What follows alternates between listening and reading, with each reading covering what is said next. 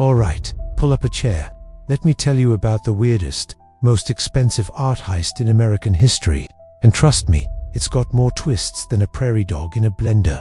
We're in Boston.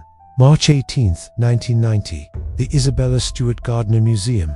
Fancy place, filled with paintings so old and valuable, they practically smell like money. And watching over this $500 million treasure trove, a fella named Rick Abath. Now, Rick here was a music school dropout, a rock and roll drummer who'd sometimes roll into work after a gig, let's say chemically enhanced, but he swears he was stone cold sober this particular night, which, depending on how you look at it, might actually make things worse. So there's Rick, just him and the ghosts of art past. The night's quiet, too quiet. Then, a little after 1 a.m., the door buzzes. He looks. It's two Boston cops. They say they got a call about a disturbance. With St. Patty's Day parties still going, it makes a sort of sense. Now, the rule book says, do not let strangers in. But Rick, being a helpful sort of guy, figures, what's the harm? And buzzes right in. That was his first mistake. And his last.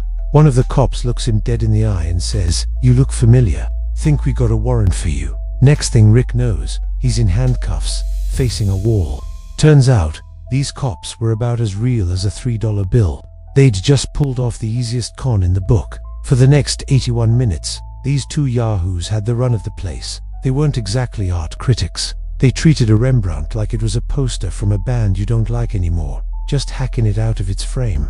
They grabbed 13 pieces, $500 million worth of art, gone. So who were they? The theories are wilder than a jackrabbit in a hailstorm. Some say it was a mobster's retirement plan. Others whisper it was an inside job. That old Rick, the rocker guard, was in on the whole thing. He even wrote a song about it later. Coincidence? Or just a guy with a real peculiar sense of humor? And here's the kicker, the part that keeps me up at night. They left behind some of the most valuable pieces in the whole place. A Michelangelo, a Botticelli. It's like robbing a bank and only taking the pennies. The empty frames still hang on the walls today. A $10 million reward is still on the table. And the paintings vanished. So I'll leave you with this. Were these the smartest thieves alive?